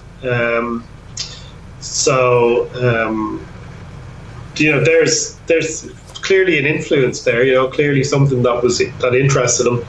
I think, some people claim that Lennon wanted to be kind of guitar playing Jesus or that kind of thing, peace and love. I mean, I think, he's a human being, so it probably gets mixed up with lots of other things, and maybe kind of the drugs probably created some kind of delusional elements that were there, but that maybe manifested in him thinking he was some kind of, God or Jesus type figure. But genuinely, particularly, I think they seem to reject the church and what the church stood for in the early years. But I mean, you can't really blame them, because I mean, it was those institutions that brought the countries into war. So they kind of rejected anything from the past, and which is healthy in a way, rejecting things and then asking yourself questions, and then sometimes you find you go back to what it is that you rejected, but you come from it in a deeper understanding, or you revive it somehow. The next generation revives it. So I think himself and Lennon and Harrison particularly were. I think they were quite religious and Christian in a way. I think Harrison kind of got it mixed up a little bit with. He seems to me he kind of put it all into. It's all just a search for God. It didn't really matter what path you went down. That was what mattered. The search and the questions about why are we here and where are we going and what happens after death.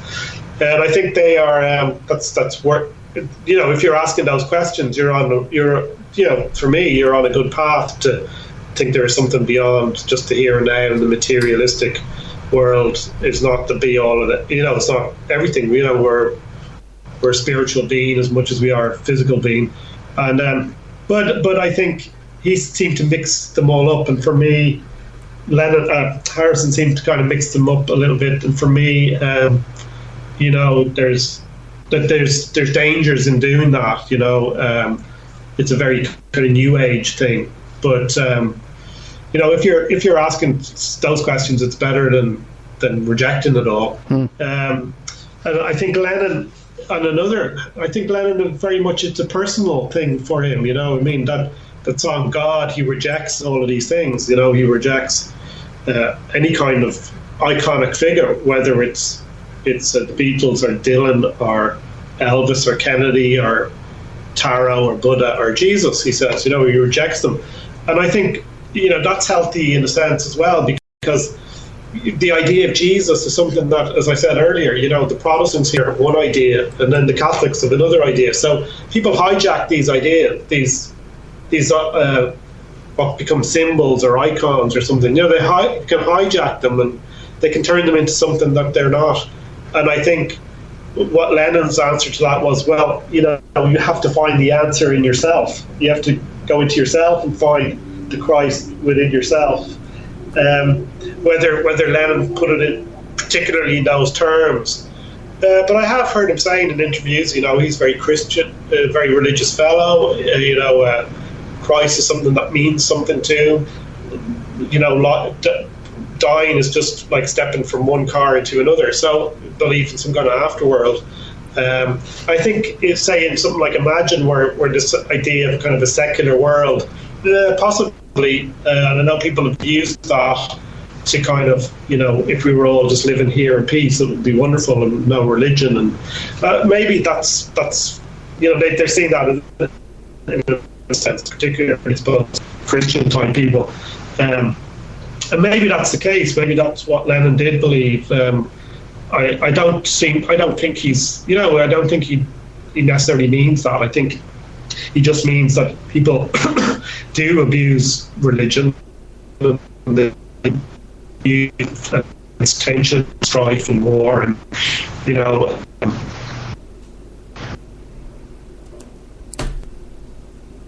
The connection's getting really choppy. We may have lost our guest. Let me see here. Did we? No, we still got a connection. Oh, you're back. Okay. You're getting a little choppy over there, Sean. Yeah, I think we lost you totally. Okay, you're back, Sean? Hello?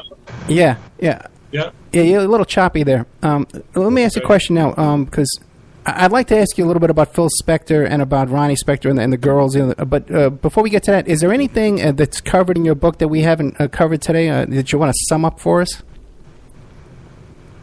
I think sum up. I was just thinking about that during the outbreak. I think there's two things I'd like to say. One is I'd just like to go on to this Paul is dead thing, because there's an awful lot of stuff on the internet about Paul McCartney being dead, and I think it's a really interesting question in terms of why it's still there, and why we still are certain groups of people are fascinated by it, and why certain things are coming out about it, from official places, and I think there's a lot of that I've come across that would suggest these clues are just evidence to supposedly give to the idea that Paul is dead. And I don't want to say he is or he isn't, in the sense of, it sounds a bit absurd, but let people make up their own minds about it, really. But a lot of the stuff that is presented as evidence is very quick to do a search and find that's just not the case. There's stuff like the Paul before 1966 is much shorter, like 5'8", 5'9", and that later is much taller. In 1963, the first question they asked him was, "How tall are you?" And he said, Sean, you're breaking up so bad. Sean, you're breaking up so bad. I think I'm going to hang up and try and call you back. Okay. Okay. We're trying to get another connection. Okay. Yeah, we're with Sean MacLeod, and like I said, the book is called, what's it called again? Behind the Wall of Illusion. Hopefully we get a better connection, because it's just a shame we're just missing so much of what he was saying there. Hopefully he'll... Sean. Hey. So much better. Thank you so much. Okay. No, it's breaking up again. No, it's not getting... How about... how about now? Hello? Yeah, I can hear you. Can you hear me? Yeah, you're fine. Yeah, I can hear. Okay, good. You sound much better. Now, you were saying about Paul is dead, that so much of the information out there can be easily tracked down. And I'll give you one example right off the bat. You're gone. You can't hear me? Hello? Yeah. How about... I can hear you now. Yeah. Okay, so go ahead. You were saying about how so much of the Paul is dead information could be easily disputed? Well, yeah, as I said, I just saw an interview not so long ago with Paul in 1963, and the first question they asked him was, "How tall are you?" And he said 5'11". And one of the pieces of evidence, for example, is that the Paul before 66 was much shorter. He was 5'9", or I think even 7, somebody said. And then after he's taller, it's 5'11". Well, that's not hard to find stuff to show that he isn't. All the pictures before 66, he's the same height as the other two Beatles, who are both 5'11". John and George, who are 5'11". Ringo's always smaller than the others. It's just, there's things like that are just they just don't have any weight. Same with things like, the vocal range is much wider after 66. That's just not true. Lennon, McCartney's range is some songs. He's hitting fairly high notes. A lot of his backing vocals they're quite high. He's going into high A's and B flats and B's.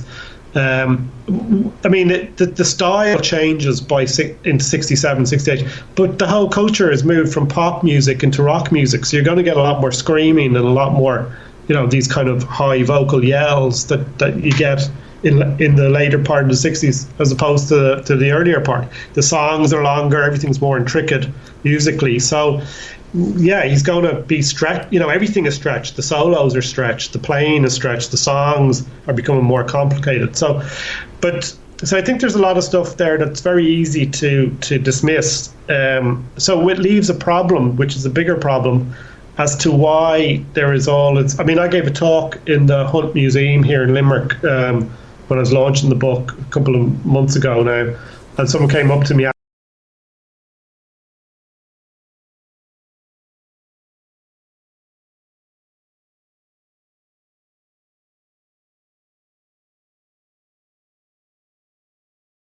Found anything really. There was one or two things at the time of writing the book that were still a little bit I couldn't quite find an answer to, but subsequently I have found something. And so what it leaves me to suspect is that there again, and this is again back to the occult, the dark side of this, cult agenda, is that we're really, I think, living in a world, as you probably know from having these shows and stuff, where the ability to discern between, information is just really doesn't seem to be there anymore. We just don't seem to be able to. We just hear something and we just go, oh, right, that's the case.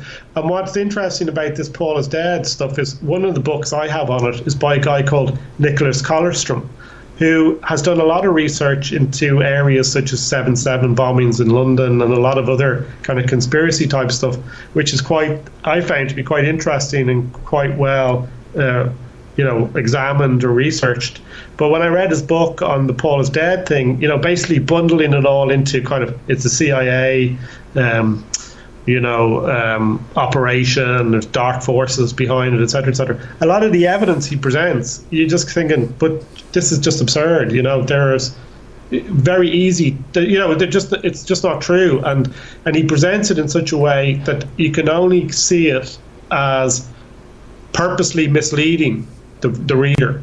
So that's a big question as to why somebody who is supposed to be trying to find the truth, in inverted commas, in other areas of political, social life, that we're not being told the full story through.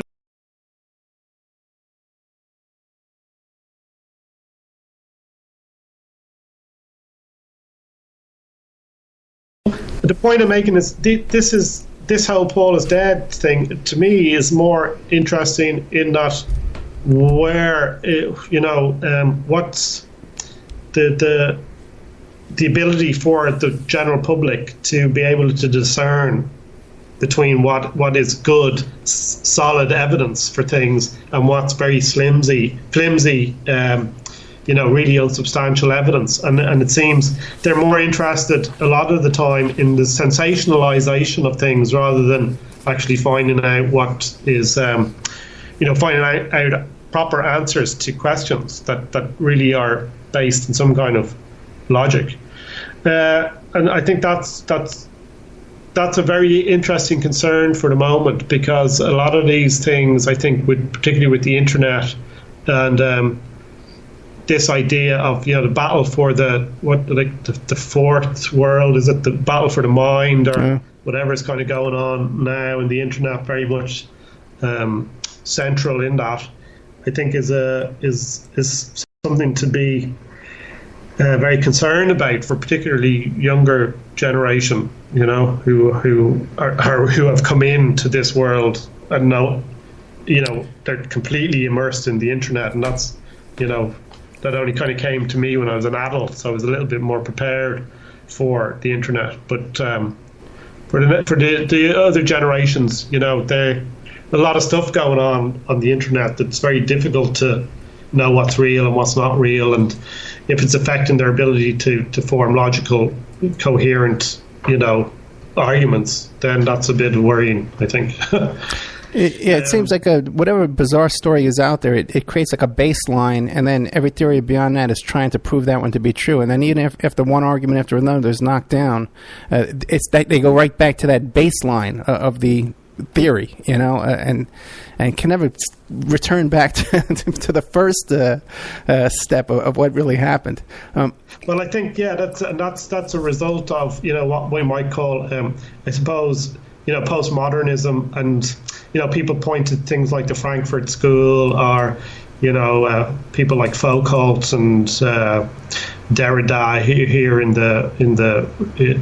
Europe, and this whole postmodernist culture and this idea that, just everything's relative, nothing is true. Right. There's no way of you can't really find any answers, so it's all just a big whatever you want to believe is okay in a sense. That's not their that's not the view that necessarily they take, but the view that's presented there is everything is subjective and everything is like how you want to kind of see it, and but that leads down to, well, if I believe this, that's fine, and if you believe that, that's fine, and so it's not about trying to get to any kind of cohesive or coherent truth. And I think it's someone like Jordan Peterson or someone who's very much kind of arguing on the internet quite predominantly now that there is something, but this idea that, well, anything goes, you can do whatever you want and you can think whatever you want and stuff, logic or any of these things don't have a part to play in it anymore, is kind of I think it could end up in a scary place to find yourself, because you're just totally at sea. And this could be linked back, I think, and some people have linked it back to the counterculture of the 60s and to the LSD period and to all of these things, and the Beatles kind of get blamed then for that. I think to blame them is not necessarily right, but I think some forces that then used them and manipulated the culture and things that happened even organically in the culture, but kind of got taken up in a kind of a negative way or whatever, are reused in a certain way to just kind of promote bands like maybe the Rolling Stones did with the occult thing. I don't think they were particularly interested in the occult. It was just something that was popular at the time, and they jumped on the bandwagon, and as soon as it got a bit dark for them with the Ultimate concert and stuff, they dropped it like a hot potato, particularly someone like Mick Jagger. And so there's so many different things going on there, different threads of things going on that create kind of confusion. But one of them is, I think, it's not necessarily the Tavistock Institute taking hold of the whole thing and controlling it, but possibly guiding things that have generated organically out of the culture, and they can see where it's going, and then they can kind of manipulate it. However, having said that, I do think that there are certain groups who, from my interest in esoteric things and not so much in the occult as in black magic, but interested in these figures that exist, or these left-handed, the dark brotherhoods, or as much as there are good groups of people out there working for the betterment of mankind, that I have come across things where people are aware of things that are happening or will happen quite a ways down the road. So it could be 20 years from now, it could be 30 years from now, it could be the whole idea of a new world order or a big brother, which has its origins back. It's not just something that's happened in the last 10 years. It has a long trajectory.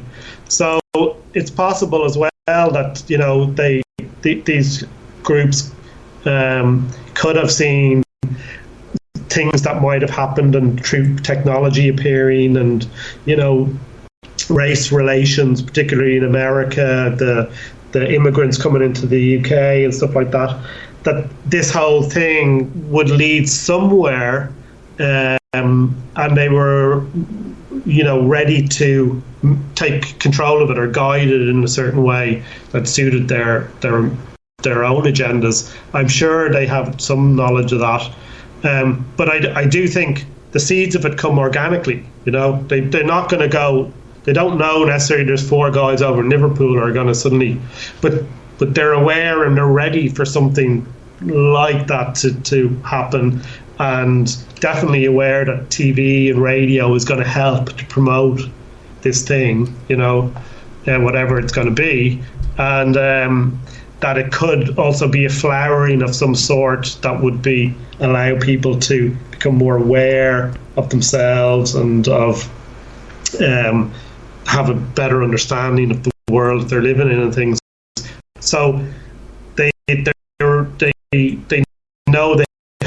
be ready for that. And I think what the Beatles did, just to sum that up, is I think what they did was they came along and they changed something in the culture, brought some kind of greater awareness for those people growing up in that generation, and it also gives them the ability for young people to be able to express them, as I think did certain other things like cinema and that, particularly music. It was something that, you know, was very much, you went and you studied music in a conservatoire, or you were from a family of musicians or that kind of thing. But so I think with Beatles, groups like, so kids could just play music. They could find a way to express themselves, and that is, you know, they just needed to pick up a guitar, and like all these bands and stuff that formed by seeing the Beatles is a kind of a testament to that. And I think it's still very much the case. You know, a whole 30, 40 years of people making music or pop music or just or folk music, whatever, is still there because of that. And it's now at the point, I think, where people write their own music. It's definitely the case here, and it's very much, I know, a case in America and England and places like other places in this part of the world. So they make their own music. They develop friendships and relationships by doing that. They form groups and they go out and they play, and they explore a whole artistic expression and way of life that wasn't open to them before that. They make their own records. They record their own stuff. That's a big thing, and I think so. They gave that to people, and by giving that to the people in a way, it kind of democratized the whole thing, like this democratization of what they call the music industry. So everybody can kind of go in the room. They express themselves through the song, and then they record it, and then they put it online, and someone else can hear that. So I think that's really a positive thing that the Beatles gave in that kind of cultural, musical sense. However, what they also did is they created a mass music industry because they were so big, and they made so much money for so many people, and they influenced so many people to go off and make records and make money and do all this that it created a business, and that business is kind of over, and the business is more in many ways than music that's created, and that's kind of a negative side of things. So now we have people who are able to make their own music, express themselves through it, but they have this idea of being famous, being rich, or making it big, and so also the means to that. So you don't just have a guitar that you get for 50 quid anymore. You've got to get like really good electric guitar, and you've got to get an amp that, and you've got to get pedals, and then you've got to be able to go and record on some kind of recording device that's going to cost you money, and so it's a business that's been generated at the expense, I think, largely at the artistic side. The artistic side is kind of lost there. So again, the shadow side seems to be overtaking the more positive side. Sean, we're pretty much out of time, but can you give us a quick overview of the other two books about the leaders of the pack and Spectre? Like, what would we find there? Well, the Girl Group book is, I guess, I grew up listening to 60s music, and it wasn't until I think I knew some of the girl group bands from Motown and things like that, Supremes and the Vandellas and the odd song from a few other groups.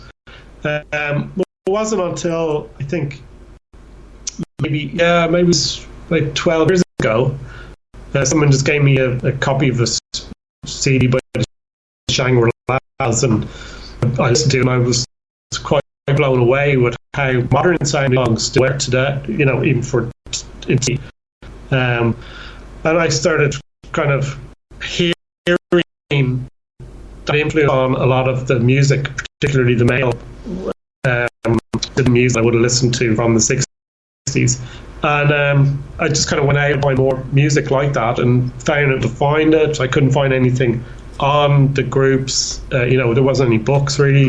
There wasn't much in terms of stuff online. There was a few things I came across, and but the more I started to listen to it, and try to get the music from wherever I could, I just was really impressed with it. I thought, this is great, and these girls have kind of been written out of pop music history. So I tried to follow that. Took a number of the most important, significant groups, say, and I just kind of looked at them and their influence on the culture at the time. And I was really just wanted to look at their influence on the bands that I had listened to, but that led into, to the culture, etc. And then I was kind of fascinated with how that the girl groups in the 60s had changed and evolved into what they were, with Lady Gaga and I suppose from Madonna to Britney Spears to Lady Gaga, or the Spice Girls or the Pussycat Dolls, or what, these kind of groups, and how there had been a huge change. I felt, a huge change in how, I guess, how women have been presented, in the 60s through the 70s, the 80s, and how women maybe behave as regards that. And I'm kind of interested as to whether, again, there was some kind of manipulation involved in that, and so that's basically what that book is about. Kind of a homage to the girl groups of the 60s and their influence on the other groups of the 60s and 70s. I mean, they were a big influence on punk in many ways, so that's kind of interesting. And then how also there was a change, and I think a much greater change for women and girls in music. The guys, it's kind of much more or less stayed the same. It hasn't changed too much since the 60s. So that's what it tries to look at, how and try to see, is it was that change manipulated more so by the media for girls than it was for guys, So that's that book. The Spectre book tries to just look at, I mean, the publisher asked me to do the Spectre book. They wanted it for their series called the Tempo series, which looks at popular artists in context of their cultural significance. So I really just look at Spectre. I didn't really know what to contribute to that because there's so much on Spectre, and but they asked me to do it, so I did it. And I try to look at music more so than his life in biographical terms, but the music, I think, very much does kind of, you can see how his life changes from. I mean, it's quite interesting in a way. What was interesting about doing the Spectre book is that I kind of knew his music from, and particularly from doing all the girl group stuff, because obviously he had a big impact in that genre. But a lot of the music I knew from Spectre, apart from things like To Know Him Is to Love Him and stuff, was mainly the girl group 60s stuff. Some stuff he did with the Ramones then in the 80s, and the odd thing he did with Lennon or the Beatles, obviously helping to tidy up the Let It Be album. But I only really realised he had done a huge amount before the girl group period. Like, I mean, just a whole load of music. Some of it's very good and some of it's not so good.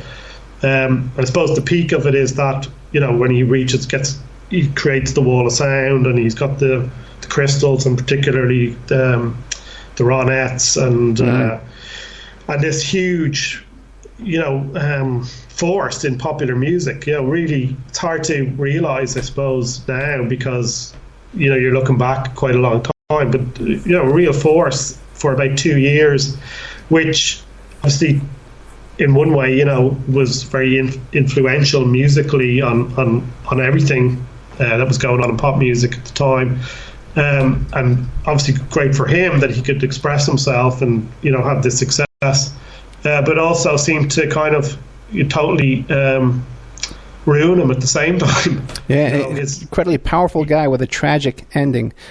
Speaking of tragic endings, we're out of time. So Sean MacLeod, can you give us an idea? How can people locate you? I know you got a Facebook page, right? There's a Facebook page for me, Sean MacLeod, musician and author. That's where you'll find. I mean, I used to kind of do the Facebook thing and do all that, and I just kind of got a bit. It really takes, when you're trying to write books and write music, you find you're trying to, on Facebook or on these social network sites, trying to like promote what you're doing, and then you're not doing what it is that you are promoting. So I just don't really bother too much with that. I have a YouTube channel as well where people, if they're interested in the books or what I have to say, my music kind of covers a lot of those themes as well. So I don't know where you'll find me. You know, you can go to the Limerick Writer Centre and you can get the book. You can get onto the Ed Oppenheimer show and you can hear the interview. But yeah, okay, I Sean. don't do too much promotion, I guess, so much now. I just let the universe take care of that. Sean MacLeod, thank you so much. Okay, we're out of time. To the gods. Okay, thanks. Thank you so much. Good night. Okay, Sean MacLeod, the website is thelimerikwriters.com. You can find him on Facebook, like he said. And check out these other two books, because these are really fascinating topics, Phil Spector and But the Wall of Sound, and also to the Leaders of the Pack, the Girls Group. We'll be right back. And now a word from our sponsors. We all have questions. Did he do it or did he not? We all have opinions, but do we really know the truth? New evidence will now be presented and the ultimate answers will be revealed in the explosive documentary, Serpents Rising. Inspired by the bestseller Double Cross for Blood, an independent investigation of the trial of the century, the lies, the myths, and the concealed evidence. Don't miss Serpents Rising. This excellent documentary film is available at Serpents Rising at Vimeo Videos on demand. Watch it for $1.99. Remember, all these shows on Awake are brought to you by emailrevealer.com. You can go to emailrevealer.com and get a copy of my book, How to Become a Successful Private Investigator. You also do all the kind of different services for you. Online dating service investigations called an online infidelity investigation. And that's where you give us your husband or your boyfriend, your girlfriend's email address, and we trace it back to their online dating websites, and we return a list of all the dating sites that email is registered to. We can expand on that investigation and trace it back to porn sites, escort service sites, swinger sites, gambling websites, and even prescription drug websites, and all kinds of digital forensics, computer and cell phone digital forensics, where we can recover deleted content from an email or a hard drive and produce a report for you that you can use in court. That's emailrevealer.com, or you can contact me at oppermaninvestigations@gmail.com. WPR Rebuttal, covering the sides of the story missed by Wisconsin Public Radio, bringing narratives the UW System Board of Regents won't allow, shedding light on perspectives the owners of WPR don't want you to hear. Every Thursday at 12:30 Central Time, WPR Rebuttal is your destination for grassroots journalism in Sauk County and beyond. Our host, Senator JPO, provides insightful analysis into stories that are only superficially covered by mainstream press. A recent inventory of topics includes college graduate underemployment, yellow journalism in the media, and favoritism in the public sector hiring process. Get your WPR Rebuttal fix Thursdays at 12:30 Central Time. Subhash Technosis is a search engine optimization and website design company located in India. So you know you're going to save a lot of money and get top quality service to boot. They offer all kinds of services, business process outsourcing, data entry, banking BPO services, recruitment process outsourcing, software testing, offshore research networking, customer care, press release content writing and distribution, and much, much more. They offer website development, e-commerce solutions, mobile responsive designs. Now, I've personally worked with Subhash for over 10 years. This is the man that puts out my press releases. They've done work on my websites, so I can personally recommend SubhashTechnosis.com. You can find a link to Subhash Technosis at OppermanReport.com and also awakeradio.us.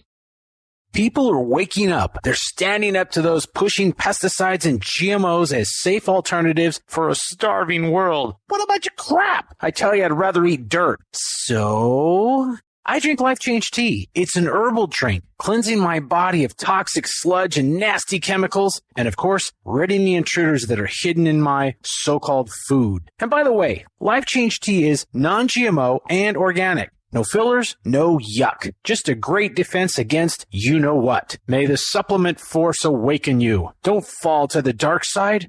Oh, Sorry, I went to the movies last night. Anyway, enough said. How do you get that herbal drink and change your life? GetTheTea.com. That's GetTheTea.com. You will awaken. You will get stronger, and you might even lose a bit of weight. So awaken to Life Change Tea and the many one-of-a-kind supplements at GetTheTea.com. That's GetTheTea.com. May the supplement force be with you.